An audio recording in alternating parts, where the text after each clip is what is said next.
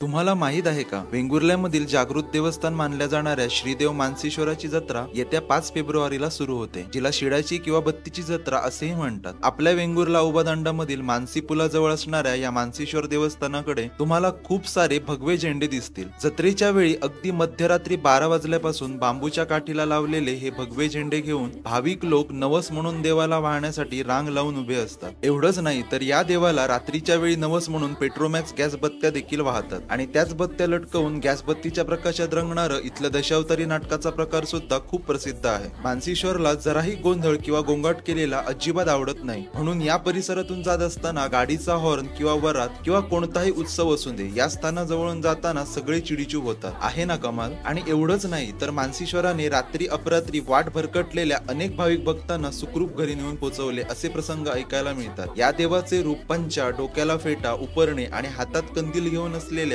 वयस्क व्यक्तीसारखे असल्याचे सांगितले जाते. तर मंडळी, यावर्षी 5 फेब्रुवारीला येताय ना ह्या अद्भुत श्री मानसीश्वराच्या जत्रेचा जवळून अनुभव घ्यायला.